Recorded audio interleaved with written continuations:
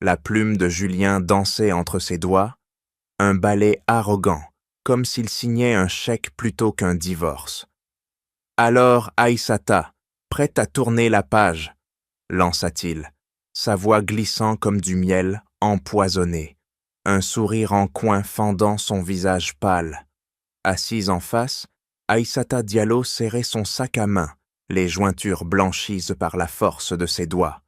Ses ongles s'enfonçaient dans le cuir usé, mais son regard restait fixe, un lac noir insondable. Elle ne répondit pas, pas encore. Dans la salle d'audience, le silence pesait, seulement brisé par le tic-tac d'une horloge murale et le frottement du stylo du greffier. Le tribunal de Lyon, austère, sentait le bois verni et les vieux dossiers. Julien, vêtu d'un costume bleu marine, taillé sur mesure, se tenait droit, maître de la scène. Il croyait que tout était joué d'avance, la signature, le cachet, la liberté. Son rictus disait tout, il avait déjà gagné. Ou du moins, il le pensait. Aïssata sentit une chaleur lui monter à la gorge, pas de colère, mais de quelque chose de plus ancien, plus profond. 12 ans de mariage, 12 ans à construire. Les étoiles du Rhône, leur empire du vin, depuis un bureau exigu jusqu'au salon des élites. Et maintenant, ceci. Elle revit les murmures des clients, leurs regards qui glissaient sur elle comme si elle n'était qu'une ombre derrière Julien. « Vous venez d'où, vraiment ?» lui avait-on demandé trop souvent, malgré ses années en France. Son pouls battait fort, mais son visage restait de marbre. « Monsieur Moreau, signez ici » ordonna le greffier, un homme maigre aux lunettes épaisses. Julien s'exécuta avec un geste théâtral, sa plume traçant une arabesque sur le papier. « Enfin libre » murmura-t-il, assez fort pour qu'Aïssata l'entende. Elle tressaillit, non pas de douleur, mais d'une étrange clarté. Ses yeux glissèrent vers le juge, Bernard Lefebvre, un homme aux cheveux gris, dont le regard perçant semblait lire au-delà des mots.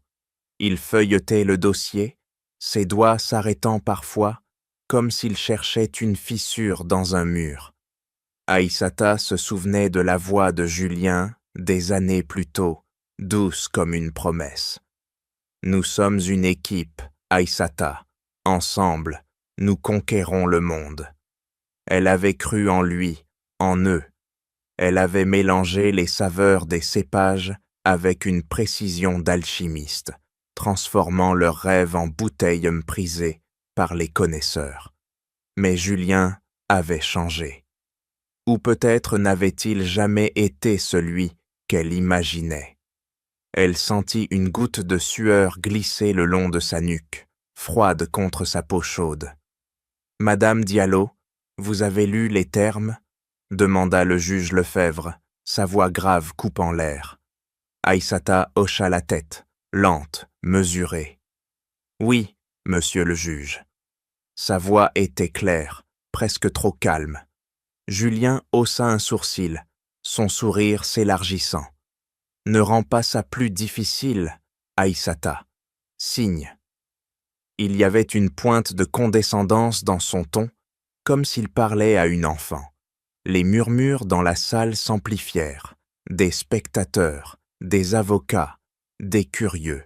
Une femme assise au fond chuchota à son voisin « Elle ne comprend pas sa place, celle-là. » Aïssata sentit ces mots comme une piqûre, mais elle les laissa glisser.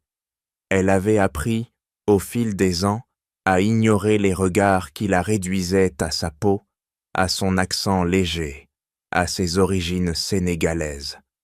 Elle prit le stylo, ses doigts tremblant légèrement, non pas de peur, mais d'une énergie contenue.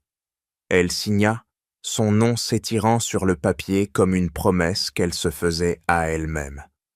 Julien attrapa le document, y ajouta sa signature avec une flourish exagérée, et le repoussa vers le greffier avec un rire étouffé. « C'est fait, dit-il, comme s'il venait de conclure une vente.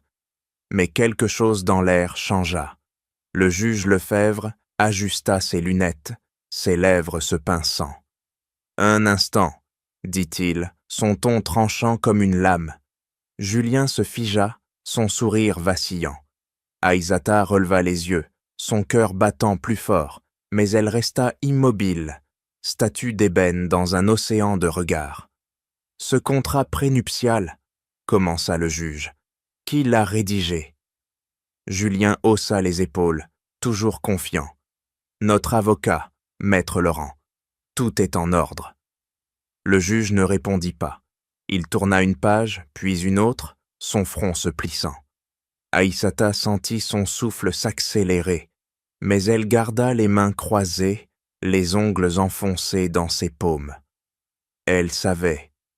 Elle avait toujours su, depuis cette nuit où elle avait trouvé le foulard dans la poche de Julien, depuis les mots qu'elle avait lus, cachés dans son ordinateur. Elle n'avait rien dit. Pas encore. « Madame Diallo, dit le juge, son regard perçant la transperçant, aviez-vous un avocat lorsque ce contrat a été signé ?» La salle retint son souffle. Julien se redressa, son assurance craquelant comme du verre. Aïssata répondit, sa voix douce mais ferme. « Non, monsieur le juge. Il m'a dit que ce n'était pas nécessaire, que c'était standard. » Un silence lourd s'abattit. Julien ouvrit la bouche, mais aucun son n'en sortit. Le juge hocha la tête, lentement, comme s'il pesait chaque mot. « Dans ce cas, dit-il, sa voix résonnant comme un verdict, ce contrat prénuptial est juridiquement invalide. » Les mots tombèrent comme une guillotine. Julien blêmit, ses mains agrippant la table. Aïssata ne bougea pas, mais dans ses yeux, une étincelle s'alluma, discrète mais incandescente. Les murmures reprirent, plus forts, venimeux. « Elle a de la chance », chuchota quelqu'un. « Une Sénégalaise qui gagne contre lui ?» Aïssata ignora les voix. Elle se leva, ajusta son manteau, et quitta la salle sous une pluie fine qui frappait les pavés de Lyon. Chaque goutte sur sa peau était une absolution. Elle ne regarda pas en arrière. Pas encore. Le foulard glissa entre les doigts d'Aïssata comme un secret qu'on n'ose pas dire à voix haute. Rouge sang, soyeux, il portait une odeur étrangère, un parfum sucré qui n'était pas le sien. Elle le tenait à bout de bras, debout dans le salon de leur villa bordelaise, les vignes au loin, dansant sous un soleil d'été déclinant. Ses mains tremblaient, pas de peur, mais d'une colère qui montait comme la sève dans un cep de vigne. Elle ferma les yeux. 12 ans. 12 ans à bâtir un empire avec Julien. Et maintenant, ceci. « Tu rentres tard ce soir ?» avait-elle demandé la veille, sa voix douce, presque banale, masquant la tempête dans sa poitrine. Julien, enfilant sa veste, avait à peine levé les yeux. Réunion avec des investisseurs, Aïssata. Ne m'attends pas. Son ton était lisse, trop lisse, comme une partition jouée 1000 fois. Elle connaissait ce rythme. Les mensonges de Julien avaient une cadence, une pause infime avant chaque mot. Elle l'avait entendu trop souvent. Elle reposa le foulard sur la table, ses doigts frôlant le tissu comme si elle pouvait y lire la vérité. La villa était silencieuse, trop grande pour deux âmes qui ne se parlaient plus. Les 10 murs, ornés de photos des premières d'eau vendanges des étoiles du Rhône, semblaient la narguer. Elle s'approcha d'une étagère, prit une bouteille de leur premier millésime, un rouge profond qu'elle avait créé. Ses lèvres s'étirèrent en un sourire amer. « Notre rêve » avait dit Julien autrefois, mais où était-il, ce rêve, quand il l'écartait des projecteurs? Un craquement dehors la fit sursauter. Amadou, le jardinier sénégalais qui travaillait pour eux depuis des années, taillait les rosiers sous la fenêtre. Ses mains noueuses, marquées par le temps, maniaient les cisailles avec une précision d'artisan. Aïssata ouvrit la porte-fenêtre. « Amadou, tu travailles tard aujourd'hui. » Sa voix était chaude, mais fragile, comme une tasse fêlée. Il leva les yeux, son regard perçant sous son chapeau de paille. « Les roses ne s'arrêtent pas pour le soleil, Aïssata. Et toi, tu portes un poids, ce soir. » Ce n'était pas une question. Amadou la connaissait depuis qu'elle était arrivée en France, une adolescente déracinée. Il avait été là quand sa mère était morte, quand Julien l'avait demandé en mariage. Il voyait tout. Elio hésita, puis tendit le foulard. « Ce n'est pas à moi. » Amadou le prit, le tourna dans ses mains, puis le lui rendit sans un mot. « Un homme qui cache n'est pas un homme, » dit-il enfin, sa voix basse comme un grondement. Aïssata sentit son cœur se serrer. Elle voulait crier, briser quelque chose, mais elle se contenta de hocher la tête. « Je sais. » Cette nuit-là, alors que Julien dormait dans la chambre d'amis, une habitude récente, Aïssata alluma son ordinateur portable. Ses doigts y volaient sur le clavier, guidée par une intuition qu'elle avait trop longtemps ignorée. Elle ouvrit la boîte mail de Julien, son mot de passe deviné après des années de vie commune. Un message, envoyé par une certaine Claire Dubois, s'afficha. « Quand elle signera, tout sera à nous. Elle ne appartient pas à ce monde, Julien. Les clients veulent des visages familiers, pas elle. » Les mots frappèrent Aïssata comme une gifle. Claire, la directrice marketing, la femme au sourire trop parfait lors des galas. Aïssata sentit sa gorge se nouer, mais ses yeux restèrent au sec. Elle cliqua sur un autre courriel. « Le contrat prénuptial est notre assurance. Elle partira avec rien. » Son souffle se coupa. Elle relut les mots, encore et encore, jusqu'à ce qu'ils s'impriment dans son esprit comme une cicatrice. Julien et Claire. Un plan. La trahir, la dépouiller, l'effacer. Elle se leva, marcha jusqu'à la fenêtre. Les vignes s'étendaient à l'infini, leurs ombres dansant sous la lune. Elle avait créé ses vins, mélangé chaque cépage avec une précision que Julien n'avait jamais comprise. Et pourtant, il l'avait reléguée à l'arrière-plan, prétextant que les clients préféraient un visage français. Français. Ce mot, combien de fois l'avait-elle entendu, murmurer dans les couloirs des salons, dans les regards fuyants des investisseurs. « Vous venez d'où, vraiment ?» lui demandait-on, comme si ses années en France, son travail, son génie n'étaient rien. Elle revint à l'ordinateur, imprimant les courriels. Chaque feuille qui sortait de l'imprimante était un clou dans le cercueil de sa naïveté. Elle n'allait pas pleurer. Pas maintenant. Elle rangea les documents dans une enveloppe, ses mains fermes, presque mécaniques. Amadou avait raison. Un homme qui cache n'est pas un homme, et une femme qui sait peut devenir une tempête. « Tu te bats, Aïssata », lui avait dit sa mère autrefois, dans un village sénégalais où le vent portait le parfum de la terre rouge. « Mais tu choisis tes batailles. » Elle sentit la voix de sa mère vibrer en elle, comme un tambour lointain. Elle ne confronterait pas Julien. Pas encore. Elle attendrait, observerait, frapperait quand il s'y attendrait le moins. Un bruit de clé dans la serrure la tira de ses pensées. Julien rentra, son costume froissé, une odeur de whisky flottant autour de lui. « Tu es encore debout ?» demanda-t-il, surpris, mais sans chaleur.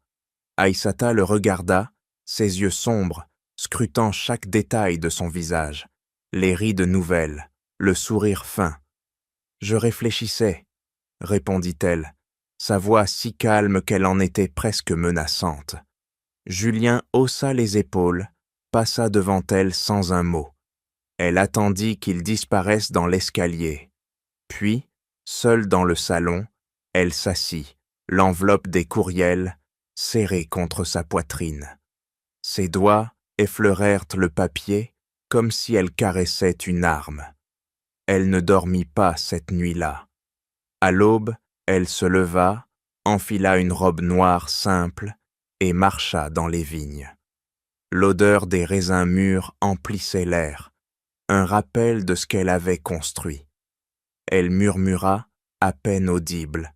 « Ils verront qui je suis. » La lumière du matin glissait sur la Saône, ses reflets dansant comme des éclats de verre sur les vitres du bureau d'Élodie Fournier. Aïssata, assise dans un fauteuil en cuir, serrait l'enveloppe contenant les courriels, ses doigts crispés comme si elle tenait un fil prêt à se rompre. L'odeur du café fraîchement moulu emplissait la pièce, mais elle n'y toucha pas. Son regard était fixé sur Élodie, une femme d'une 50aine d'années, aux cheveux poivre et sel, tirés en un chignon sévère, dont les yeux gris semblaient découper chaque mot avant qu'il ne soit prononcé. « Alors, Aïssata, racontez-moi tout, » dit Élodie, sa voix basse, presque un murmure, mais lourde d'autorité. Aïssata prit une inspiration, son souffle tremblant comme une feuille dans le vent. Il m'a dit que c'était inutile, un avocat, je veux dire. Quand nous avons signé le contrat prénuptial, il a insisté. C'est juste une formalité, Aïssata. Nous sommes une équipe. Elle marqua une pause, ses lèvres se pinçant. J'ai cru en lui. Élodie ne s'ya pas. Elle prit l'enveloppe, en sortit les feuilles imprimées, et ses yeux parcoururent les lignes avec une précision chirurgicale. Un sourire, discret mais tranchant, apparut sur son visage. « Julien a fait une erreur, » dit-elle, tapotant le papier. En France, un contrat prénuptial sans représentation légale pour les deux parties ou sans renonciation écrite explicite n'a aucune valeur. C'est une faille béante. Aïssata sentit son cœur s'accélérer, un battement sourd dans sa poitrine. Elle revit Julien, 3 mois plus tôt, dans leur villa bordelaise, son sourire charmeur alors qu'il lui tendait le contrat. « Signe, chérie, c'est pour nous protéger. » Elle avait signé, ses doigts hésitants, son instinct murmurant un avertissement qu'elle avait ignoré. Maintenant, chaque mot de ce souvenir était une aiguille dans sa peau. Elle se redressa, ses ongles s'enfonçant dans ses paumes. Il pensait que je ne vérifierais pas. Élodie posa les courriels sur le bureau, ses doigts tambourinant légèrement. Ces messages, entre Julien et Claire, ils montrent une intention claire de vous manipuler. Elle leva les yeux, son regard perçant. Mais ce n'est pas assez pour le tribunal. Pas encore. Avez-vous autre chose? Des preuves qu'il vous a écarté de l'entreprise. Aïssata fouilla dans son sac, en sortit un carnet relié de cuir, ses pages jaunies par le temps. Elle l'ouvrit, révélant des notes écrites à l'encre noire, chaque ligne un témoignage de son exclusion. Les réunions où j'étais absente, parce qu'il disait que les clients préféraient un visage familier, les décisions prises sans moi, les galas où j'étais relégué à l'arrière-plan. Sa voix trembla, mais elle se força à continuer. Il disait que c'était pour le bien de l'entreprise, que je n'avais pas l'allure qu'il fallait. Élodie haussa un sourcil, ses lèvres se crispant. L'allure? Elle nota quelque chose sur un carnet, son stylo grattant le papier comme une lame. Vous voulez dire qu'il vous a mise de côté à cause de votre origine sénégalaise. Ce n'était pas une question. Aïssata hocha la tête, ses yeux brillants, non pas de larmes, mais d'une rage contenue. Elle revit les regards des clients, leurs sourires peu polis qui ne cachaient pas leur malaise. « Vous êtes d'où, vraiment ?» lui avait demandé un investisseur, ignorant qu'elle avait créé le vin qu'il sirotait. « Les tribunaux français peuvent être biaisés, » dit Élodie, choisissant ses mots avec soin. Un homme comme Julien, blanc, riche, bien connecté, part avec un avantage. Mais cette faille dans le contrat, elle est notre arme. Elle se pencha en avant, ses yeux brillants d'une lueur combative. Nous allons le prendre par surprise, mais vous devez rester silencieuse. Pas un mot à Julien, pas un regard qui pourrait le mettre en alerte.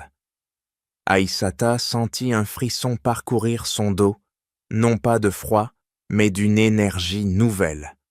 Elle hocha la tête, ses lèvres s'étirant en un sourire presque imperceptible. Elle s'imagina face à Julien dans la salle d'audience, son rictus arrogant s'effondrant sous le poids de la vérité. Mais une voix dans sa tête, celle de sa mère, murmura « Patience, Aïssata. Une reine ne frappe pas en hurlant, elle frappe en silence. » « Éclair ?» demanda Aïssata, sa voix plus ferme. Elle est dans le coup. C'est Courriel. Elle pense qu'elle aura l'entreprise avec lui. Élodie feuilleta les messages, son expression s'assombrissant. Claire Dubois. Ambitieuse mais imprudente. Ces courriels seront utiles, mais nous devons creuser plus loin. Si elle a manipulé les finances de l'entreprise, nous le découvrirons. Aïssata sentit une chaleur monter dans sa poitrine, pas de triomphe, mais de clarté. Elle n'était plus la femme qui pleurait en silence dans les vignes. Elle était une tempête qui se préparait, chaque goutte de pluie calculée. « Je veux ce que j'ai construit, » dit-elle, sa voix coupante comme le vent d'hiver. « Les étoiles du Rhône, c'est moi. Chaque bouteille, chaque saveur. » Élodie posa son stylo, un sourire approbateur sur les lèvres. « Alors nous allons le reprendre, mais il faut être prête pour la guerre. Julien ne se rendra pas sans combattre. » Elle tendit à Aïssata un dossier, épais, rempli de notes et de stratégies. « Étudiez ceci et restez forte. » Aïssata quitta le bureau, l'enveloppe et le carnet serrés contre elle comme un bouclier. Les dérulides de Lyon s'étendaient devant elle, humides et luisantes sous la pluie légère. Chaque pas résonnait dans ses os, un écho de sa détermination. Elle passa devant un café, où des hommes en costume la dévisagèrent, leurs murmures à peine audibles. Une Africaine dans un tailleur si chic? Elle les ignora, son menton relevé, ses yeux fixés sur l'horizon. Dans sa tête, les mots de Claire tournaient en boucle. Elle ne appartient pas à ce monde. Aïssata sentit ses lèvres s'incurver, non pas en un sourire, mais en une promesse. Elle appartenait à ce monde. Elle l'avait construit, et bientôt, ils le sauraient tous. Le tribunal de Lyon semblait retenir son souffle. Les murs de bois sombres absorbaient chaque son, sauf le craquement des pages que tournait le juge Bernard Lefebvre. Aïssata Diallo, assise raide, sentait son pouls marteler ses tempes, un tambour silencieux. Ses mains, croisées sur ses genoux, étaient moites, mais son visage restait un masque d'ébène, impénétrable. En face, Julien Moreau, toujours impeccablement vêtu, laissait son stylo danser entre ses doigts, un sourire en coin comme une armure. Il croyait encore que la victoire lui appartenait. « Monsieur Moreau, le contrat prénuptial, » dit le juge, sa voix grave coupant l'air comme une lame. « Qui l'a rédigé ?» Julien haussa les épaules, son assurance intacte. « Maître Laurent, notre avocat. » Tout est en règle, monsieur le juge. Il jeta un regard à Aïssata, un éclat moqueur dans les yeux. Signe, Aïssata.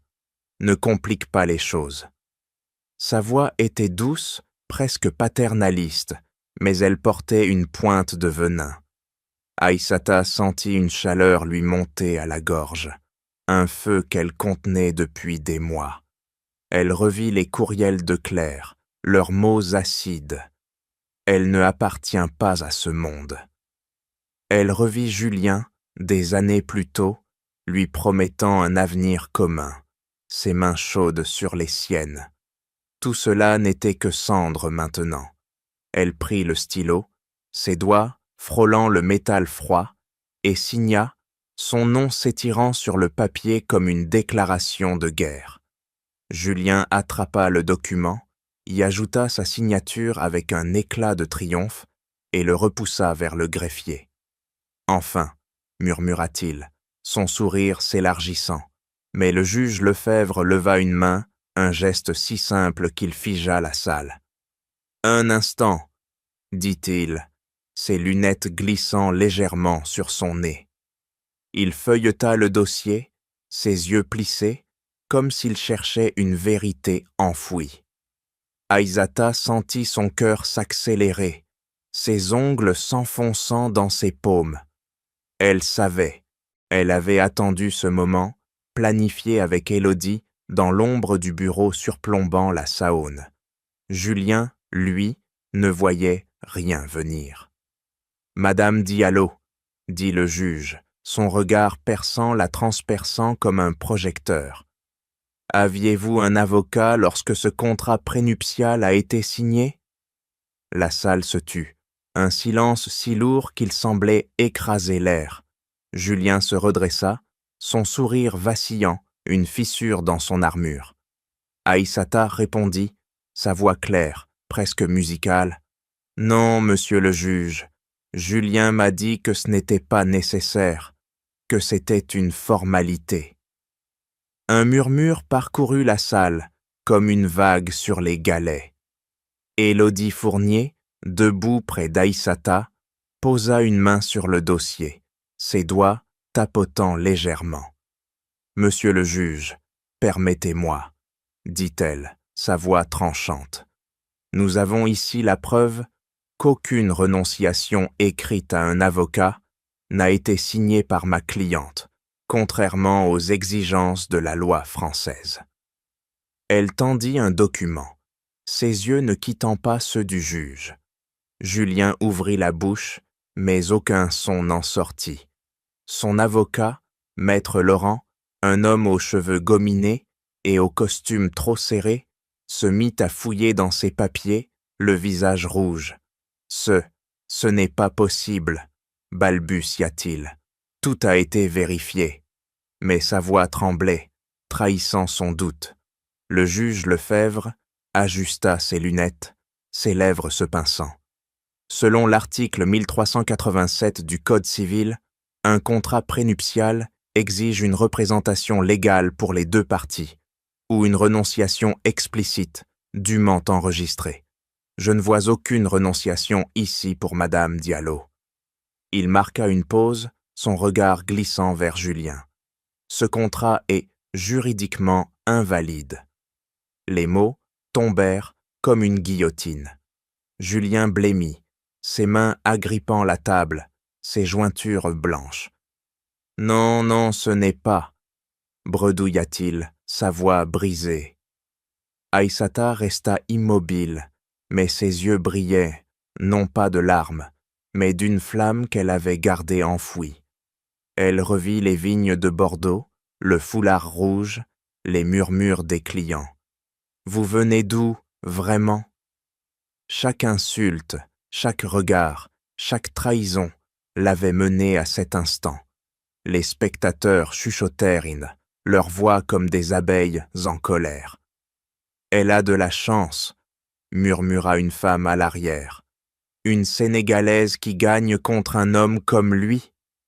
Élodie se tourna vivement, son regard perçant la foule. « Monsieur le juge, je demande que ces commentaires soit ligne consignée comme preuve de préjugés dans cette affaire. Le juge hocha la tête, son expression imperturbable. Notez. Julien se tourna vers Aïssata, ses yeux écarquillés, presque suppliants. « Tu savais, n'est-ce pas ?» murmura-t-il, si bas que seule elle l'entendit. Elle le fixa, son regard aussi froid que la pluie qui frappait les fenêtres. « Tu m'as dit que nous étions une équipe, » répondit-elle, sa voix douce mais coupante comme une lame. « Tu as menti. » Le juge frappa son marteau, un son sec qui résonna dans la salle. « Cette affaire suivra la division équitable des biens, conformément à la loi. Les étoiles du Rhône, ainsi que tous les actifs matrimoniaux, seront soumis à un partage égal. » Julien s'effondra sur sa chaise, son visage vidé de toute couleur. Maître Laurent tenta de protester, mais ses mots se perdirent dans un bégaiement futile. Aïssata se leva, ajusta son manteau, ses mouvements lents, délibérés. Chaque pas vers la sortie était une affirmation. La pluie tombait plus fort dehors, martelant les pavés de Lyon. Elle ne sentit pas le froid. Elle ne sentit pas les regards des spectateurs, leurs murmures accusateurs. Elle sentit seulement le poids des courriels dans son sac, la voix de sa mère dans sa tête. Une reine ne frappe pas en hurlant. Elle marcha sous la pluie, ses talons claquant comme un défi. La guerre ne faisait que commencer. Le soleil déclinait sur les vignes du Rhône, peignant des ombres longues à travers les baies vitrées du siège des étoiles du Rhône. Julien Moreau, les manches retroussées, fixait un écran d'ordinateur, ses doigts crispés sur la souris. Son visage, autrefois lisse d'assurance, portait des cernes sombres, comme si le sommeil l'avait abandonné. La salle de réunion était un champ de bataille silencieux, l'air lourd de regards accusateurs. Aïssata n'était pas là, mais sa présence pesait, invisible dans chaque mot prononcé. « Julien, expliquez-vous » lança Alain Roche, président du conseil d'administration, ses yeux plissés comme ceux d'un faucon. Sa voix résonnait dans la pièce, froide, implacable. « Vous avez omis de nous informer du risque lié à ce contrat prénuptial. Maintenant, nous sommes vulnérables. » Julien déglutit, sa gorge sèche. « Maître Laurent m'avait assuré que tout était en ordre, » répondit-il, sa voix vacillante, un écho de l'homme qui riait dans la salle d'audience. Claire Dubois, assise à sa droite, tapotait nerveusement un stylo contre la table. Ses cheveux blonds, d'ordinaire impeccables, étaient remis tirés en un chignon désordonné. « Alain, nous pouvons encore sauver la situation, » dit-elle, son ton forcé, presque suppliant. « Les investisseurs, ils nous font confiance. » Mais Alain la coupa d'un regard, ses lèvres pincées. « Confiance, après les gros titres, directrice marketing impliquée dans un scandale conjugal? Vous plaisantez, Claire. » Julien sentit une sueur froide couler le long de sa nuque. Il revit Aïssata, 2 semaines plus tôt, dans la salle d'audience, son regard noir qui le transperçait. « Tu m'as dit que nous étions une équipe », avait-elle murmuré, et ces mots le hantaient comme un couteau planté dans sa poitrine. Il avait cru qu'elle s'effondrerait, qu'elle supplierait. Mais Aïssata n'avait pas plié, et maintenant, elle tenait la moitié de son empire. Un bip interrompit ses pensées. Une fenêtre s'ouvrit sur l'écran géant de la salle. Aïssata, en vidéoconférence, son visage calme, presque sculptural. « Messieurs, mesdames, » dit-elle, sa voix claire, mesurée, coupant l'air comme une lame. « Je demande une révision des contrats majeurs de l'entreprise. Nous devons assurer une transparence totale. » Julien serra les poings sous la table, ses ongles s'enfonçant dans ses paumes. Elle jouait son jeu, et elle jouait bien. Alain haussa un sourcil. Transparence? Vous pensez que nous manquons de transparence, Madame Diallo? Son ton était sec, teinté d'un mépris à peine voilé. Aïssata ne sia pas. J'ai engagé un auditeur indépendant pour examiner nos comptes. Les résultats seront prêts dans une semaine. Un silence glacé s'abattit. Claire blêmit, son stylo tombant sur la table avec un claquement sec. Julien sentit son cœur s'emballer. Un auditeur? Il lança un regard à Claire, dont les yeux écarquillés trahissaient dans la panique. Il savait. Les transferts douteux, les comptes offshore qu'elle avait gérés pour optimiser les profits. Il avait fermé les yeux, pensant qu'ils étaient intouchables. Mais Aïssata, elle avait vu. Elle avait toujours vu. Madame Diallo, intervint un autre membre du conseil, un homme aux cheveux blancs, son ton paternaliste. Vous n'avez pas l'expérience pour diriger ce genre d'audit. Laissez cela aux experts. Les mots étaient voladios et polis, mais leur sous-texte était clair. Une femme sénégalaise, peu importe son talent, n'appartenait pas à leur monde. Julien sentit une pointe de honte, non pas pour Aïssata, mais pour lui-même. Combien de fois avait-il utilisé cet argument pour la reléguer dans l'ombre? Aïssata inclina la tête, un sourire discret sur les lèvres. Les experts, dites-vous, j'ai créé les vins qui ont fait notre réputation. Je pense que je saurais reconnaître une anomalie. Sa voix était douce, mais chaque mot était un coup. Le conseil murmura, certains regards fuyants, d'autres hostiles. Julien sentit la pièce rétrécir, les murs se refermant sur lui. Claire se pencha vers lui, chuchotant « Elle bluffe Julien, elle ne peut rien prouver. » Mais sa voix tremblait, et ses doigts serraient son bras comme une ancre. Julien ne répondit pas. Il fixait l'écran, où Aïssata ajustait ses lunettes, son regard perçant même à travers la caméra. Il revit leur première rencontre, des années plus tôt, dans une cave bordelaise, ses yeux brillants de passion pour les cépages. Il l'avait aimée alors, ou du moins, il avait aimé ce qu'elle pouvait lui offrir. Nous voterons sur cette proposition la semaine prochaine, dit Alain, mettant fin à la réunion. L'écran s'éteignit et l'image d'Aïssata disparut. Julien resta figé, ses mains tremblantes. Claire se leva, ses talons claquant sur le parquet. « On doit agir, Julien, maintenant. » Mais il ne l'écoutait plus. Il entendait encore la voix d'Aïssata, son calme terrifiant, comme une tempête qui s'annonce. Dehors, les vignes s'étendaient, silencieuses, sous un ciel gris. Julien marcha jusqu'à la fenêtre, son reflet pâle le fixant. Il revit les murmures dans la salle d'audience, les regards qui jugeaient Aïssata, non pas pour ce qu'elle faisait, mais pour ce qu'elle était.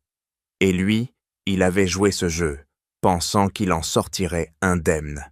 Mais maintenant, il voyait la vérité. Il n'était pas le chasseur, il était la proie. Il ferma les yeux, ses doigts frôlant le verre froid. Aïssata n'était plus la femme qu'il avait sous-estimée. Elle était une force, une ombre qui grandissait, et elle venait pour tout reprendre. Il murmura, à peine audible, « Qu'ai-je fait ?» Mais le vent, dehors, emporta ces mots. La mer Méditerranée scintillait sous les lustres du grand hôtel de Nice, ses vagues murmurant au loin comme un chœur lointain. Aïssata Diallo, debout sur une estrade, ajusta son micro, ses doigts frôlant le métal froid. Sa robe noire, simple mais élégante, semblait absorber la lumière, faisant d'elle une silhouette magnétique. La salle, remplie d'élites en costumes et robes de soirée, la fixaient, certains avec admiration, d'autres avec méfiance. Elle sentit leurs regards comme des aiguilles sur sa peau, mais elle ne fléchit pas. « Mesdames et messieurs, commença-t-elle, sa voix claire, vibrante, traversant la salle comme une lame. J'ai construit les étoiles du Rhône, goutte par goutte, avec des rêves et du courage, mais on m'a dit, encore et encore, que je n'appartenais pas à ce monde. » Elle marqua une pause, laissant les mots s'enfoncer. Ses yeux balayèrent la foule, s'arrêtant sur une femme qui détourna le regard, mal à l'aise. Aïssata sourit, un sourire qui n'était ni doux ni cruel, mais tranchant. Elle revit la salle d'audience, le rictus de Julien, les murmures, une Sénégalaise qui gagne contre lui. Elle revit les courriels de Claire, leurs mots comme des griffes. Elle ne comprend pas sa place. Mais ce soir, elle n'était pas là pour se défendre. Elle était là pour redéfinir. J'ai appris, continua-t-elle, que le courage n'est pas de crier, mais de se tenir debout quand tout vous pousse à tomber. La salle était silencieuse, suspendue à ces mots. Ses mains tremblaient légèrement, mais elle les serra, canalisant la tempête en elle. À l'arrière, Sophie Martin, une journaliste aux cheveux roux, en bataille, griffonnait furieusement sur son carnet. À ses côtés, Mariama, l'amie d'enfance d'Aïssata, croisait les bras, un sourire fier sur les lèvres. Mariama, avec ses boucles d'oreilles en or et son assurance tranquille, avait été son ancre dans les nuits où le doute menaçait de l'engloutir. « Tu es une reine », lui avait-elle dit après la réunion du conseil, quand Aïssata avait annoncé l'audit. Ce soir, elle le prouvait. Pendant des années, on m'a écarté des décisions, des galas, des projecteurs, dit Aïssata, sa voix montant comme une vague. Parce que je suis une femme, parce que je suis noire, parce que je viens du Sénégal. Mais ce sont ces racines qui m'ont donné la force de créer, de persévérer, de transformer des raisins en art. Un murmure d'approbation parcourut la salle, mais elle sentit aussi les regards hostiles, ceux qui la réduisaient à une histoire inspirante, plutôt qu'à une femme de pouvoir. Sophie se leva après le discours, son carnet serré contre elle. « Madame Diallo, un moment ?» demanda-t-elle, son ton vif, presque provocateur. Aïssata hocha la tête, descendant de l'estrade, ses talons claquant sur le parquet. « Votre histoire est impressionnante, » commença Sophie, hésitante. « Mais certains disent que vous jouez la carte de la race pour attirer l'attention.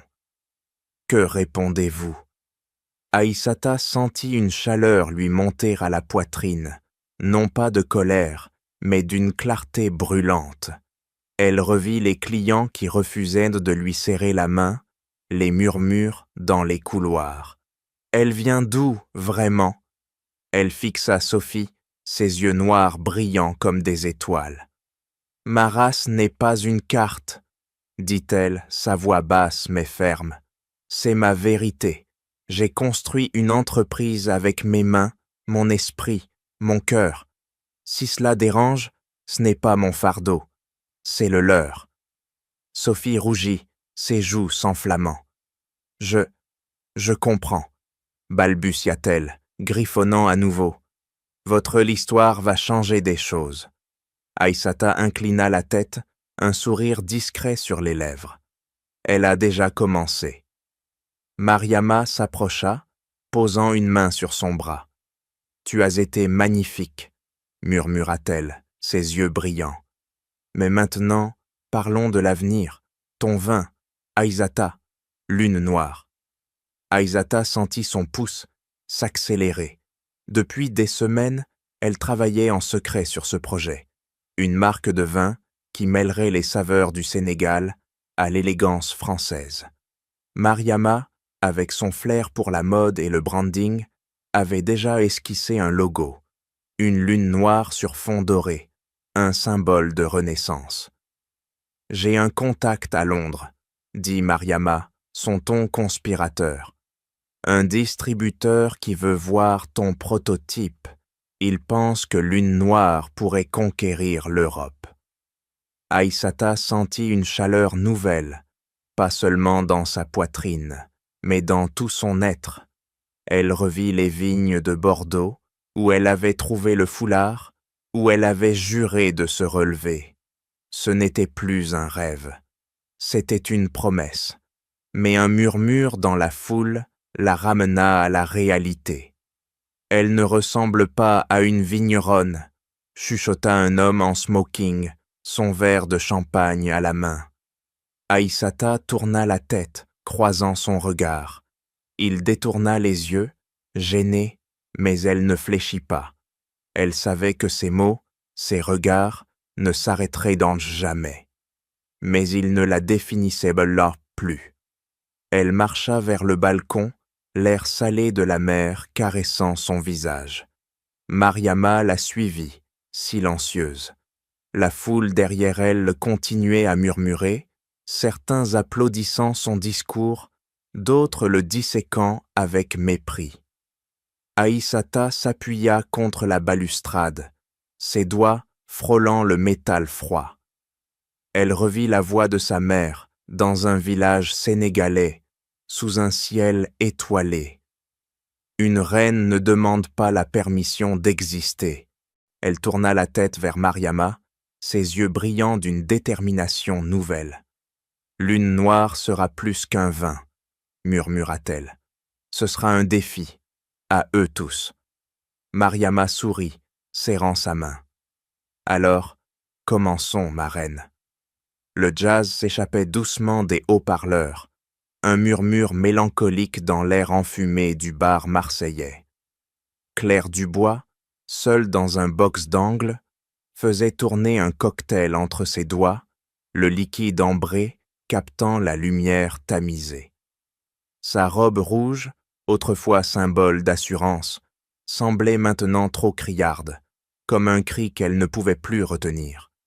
Ses ongles, vernis d'un écarlate parfait, tapotaient le verre, un rythme nerveux qui trahissait son calme fin. Elle attendait, elle ne savait pas quoi, mais elle attendait. Son téléphone vibra, un message de Julien. « On doit parler, maintenant. » Elle sentit une pointe acide dans sa gorge, un mélange de peur et de colère. Depuis l'audit annoncé par Aïssata, tout s'était effondré. Les investisseurs se retiraient, les murmures dans les couloirs de l'entreprise devenaient des accusations.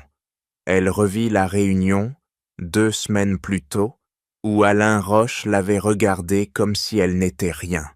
« Vous êtes suspendue, mademoiselle Dubois », avait-il dit, son ton tranchant comme une lame. Elle avait voulu répondre, mais Julien, à côté, était resté silencieux, les yeux baissés. Elle porta le verre à ses lèvres, le liquide brûlant sa langue. Elle revit Aïssata, son discours à Nice, retransmis sur les réseaux sociaux, sa voix résonnant comme un défi. Claire avait ri, alors, postant un commentaire cinglant sur Twitter. Une opportuniste qui joue la carte de la race. Pathétique. Mais la réponse avait ôté un raz-de-marée. Des milliers de retweets, des messages la traitant de raciste, des articles disséquant son passé. Son nom, autrefois synonyme de succès, était maintenant une tache. Un homme entra dans le bar, son manteau sombre dégoulinant de pluie. Inspecteur Laurent Dubois, pas de lien de parenté, mais une ironie cruelle. Il s'assit en face d'elle, ses yeux gris scrutant son visage comme s'il lisait un dossier. « Mademoiselle Dubois », dit-il, sa voix basse, presque douce, mais lourde de menaces. « Nous avons trouvé des anomalies dans les comptes des étoiles du Rhône, des transferts vers des comptes offshore. Votre signature et sur plusieurs documents.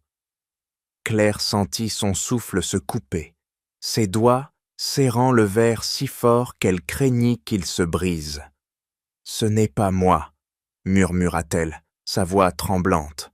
« Julien, il m'a dit que c'était légal, pour optimiser les profits. » Laurent haussa un sourcil, notant quelque chose sur un carnet.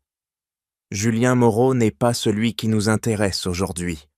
Vous êtes. » Elle revit les nuits dans le bureau de Julien, les chiffres qu'elle manipulait à sa demande, les promesses qu'il lui faisait. « Quand elle signera, tout sera à nous, » avait-il murmuré, ses lèvres frôlant son oreille. Elle avait cru en lui, en leur avenir, mais maintenant, il l'abandonnait. Elle attrapa son téléphone, composa son numéro. « Julien, c'est fini, » dit-elle, sa voix brisée. « Ils savent tout. » À l'autre bout, Julien était dans sa voiture, garée sous un réverbère vacillant. « Claire, calme-toi, » répondit-il, mais sa voix était tendue, comme un fil prêt à casser. « Aïssata ne peut pas prouver ça, elle bluffe. » Claire éclata d'un rire amer, ses yeux brillants de larmes qu'elle refusait de laisser couler. « Elle ne bluffe pas, Julien. Elle a tout prévu. Et toi, tu m'as laissé tomber. » Laurent observait, impassible. « Mademoiselle Dubois, coopérez, et les choses seront peut-être plus clémentes. » Claire le fixa, son visage pâle, ses lèvres tremblantes. Elle revit le courriel qu'elle avait envoyé à Julien des mois plus tôt. Elle ne comprend pas sa place. Elle avait cru que ces mots la protégeraient, qu'ils feraient d'Aïssata une ombre, mais c'était elle, maintenant, qui s'effaçait. Elle se leva, ses talons claquant sur le sol. « Je veux un avocat », dit-elle, sa voix rauque. Laurent hocha la tête, un sourire discret sur les lèvres. « Bien sûr, mais je vous conseille de choisir mieux que Maître Laurent. » Claire tressaillit. Même l'inspecteur savait que Julien l'avait trahi. Oui, la pluie martelait le vieux port, les lumières des bateaux dansant dans l'obscurité. Claire marcha sans but, son téléphone vibrant avec des notifications, des journalistes, des collègues, des inconnus la condamnant. Elle ouvrit Twitter, son dernier post, toujours là, moqué, disséqué. « Raciste », disait-il. « Opportuniste », disait-il. Elle sentit une nausée monter, non pas à cause des accusations, mais parce qu'elle savait qu'ils avaient raison. Elle repensa à Aïssata, à son regard dans les rares réunions où elles s'étaient croisées. Calme, mais perçant, comme si elle voyait à travers elle. Claire avait cru qu'Aïssata était faible, une femme qu'on pouvait écarter. Mais maintenant, elle voyait la vérité. Aïssata n'avait jamais été faible, elle avait été patiente. Julien, toujours au téléphone, tenta une dernière fois. « Claire, on peut réparer ça, on peut. » Mais elle raccrocha, le laissant dans le silence. Elle s'arrêta sous un lampadaire, la pluie trempant sa robe. Les flashs des paparazzis éclatèrent au loin, leurs objectifs la traquant comme des vautours. Elle ferma les yeux, son souffle court, ses mains tremblantes. Tout ce qu'elle avait construit, sa carrière, son image, son avenir avec Julien, s'effondrait. À des kilomètres de là, Aïssata, dans son appartement lyonnais, feuilletait un carnet, ses notes sur lune noire. Elle ne savait pas encore que Claire venait de craquer, mais elle le sentait, comme un vent qui change de direction. Elle posa son stylo, ses doigts hiéraux frôlant le papier, et murmura « Tu pensais que je ne voyais rien. » Ses lèvres s'incurvèrent, non pas en un sourire, mais en une promesse. La chute de Claire n'était pas la fin. C'était le prélude. L'odeur des raisins mûrs flottait dans l'air mêlés au parfum du bois des fûts neufs. La cave de lune noire, nichée au cœur des vignes bordelaises, vibrait d'une énergie nouvelle. Aïssata Diallo, debout au centre de la salle, caressait une bouteille, son étiquette noire ornée d'une lune dorée, scintillant sous la lumière tamisée.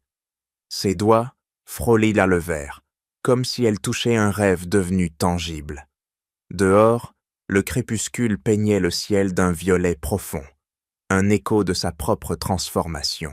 « C'est prêt », murmura Mariama, ajustant une pile de cartons ornés du logo de lune noire. Ses boucles d'oreilles en or captaient la lumière, son sourire rayonnant d'une fierté silencieuse. Londres, Paris, même Johannesburg, ils veulent tous goûter ton vin, Aïssata.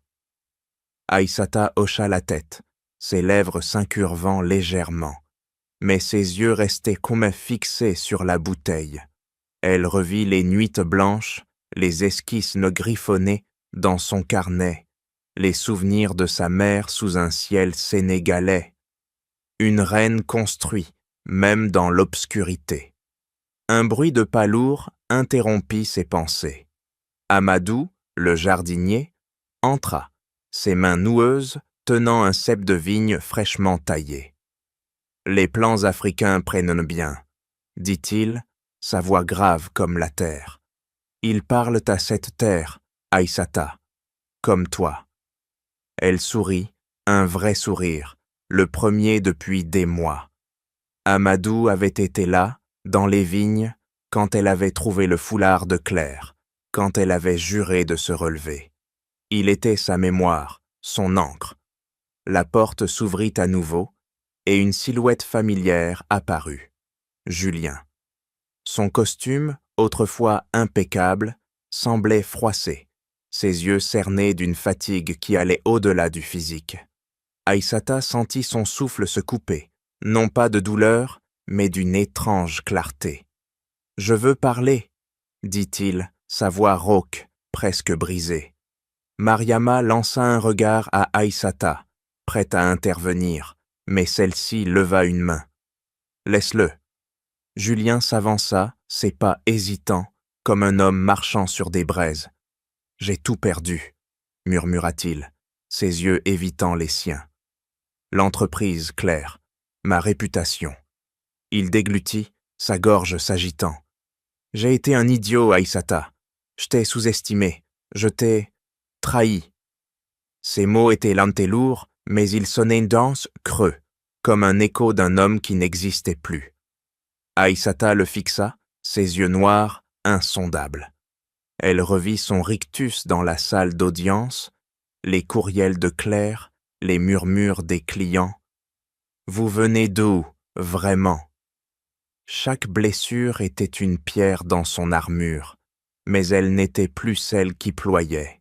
« Tu penses que des excuses suffisent ?» demanda-t-elle, sa voix douce mais tranchante comme une lame. « Tu m'as dit que j'étais une équipe, tu m'as dit que j'étais ta partenaire, et pourtant tu m'as effacé. » Julien baissa la tête, ses mains tremblant légèrement. « Je sais, je veux réparer. » Aïssata sentit une chaleur dans sa poitrine, non pas de colère, mais d'une liberté qu'elle avait conquise. « Réparer ?» répéta-t-elle, un sourire amer sur les lèvres. « Ce n'est pas à toi de réparer, Julien, c'est à moi de construire. » Elle désigna les bouteilles autour d'eux, lune noire, son rêve incarné. « Ça, c'est à moi. » Il ouvrit la bouche, mais aucun mot ne vint. Il tourna les talons, disparaissant dans la nuit, sa silhouette avalée par les ombres des vignes.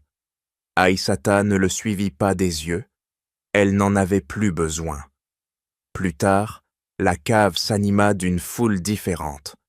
Des femmes, jeunes et moins jeunes, venues de toute la France, s'assirent donc sur des chaises pliantes, leurs visages marqués par des luttes invisibles. Aïssata prit la parole, sa voix chaude, vibrante. « Lune noire n'est pas seulement un vin, dit-elle, tenant une bouteille comme un talisman. C'est une promesse que nous, les femmes qu'on dit trop différentes, avons le pouvoir de redéfinir le monde. Une jeune femme, les joues striées de larmes, hocha la tête, ses mains serrées sur ses genoux. Un murmure s'éleva dehors, des journalistes locaux, leurs flashs perçant la nuit. Une Sénégalaise qui défie l'élite du vin, titrait-il déjà. Aïssata savait que certains ne verraient en elle qu'une histoire exotique, mais elle s'en moquait. Elle n'était pas là pour leur plaire, elle était là pour exister. Mariama s'approcha, un téléphone à la main. « Un investisseur de Johannesburg ?» dit-elle excitée. « Il veut distribuer lune noire en Afrique. Il dit que ton vin pourrait changer la donne. » Aïssata sentit son cœur s'emballer, non pas de triomphe, mais d'une certitude profonde. Elle revit sa mère, ses mots. Une reine construit. Elle marcha dehors, les vignes s'étendant sous un ciel étoilé. L'odeur de la terre humide emplissait ses poumons, un rappel de son enfance au Sénégal, des nuits d'où elle rêvait d'un monde plus grand. Elle leva les yeux, la lune noire invisible mais présente, comme elle. « Je suis là », murmura-t-elle, sa voix se perdant dans le vent. Elle n'avait plus besoin de prouver quoi que ce soit. Elle était la preuve.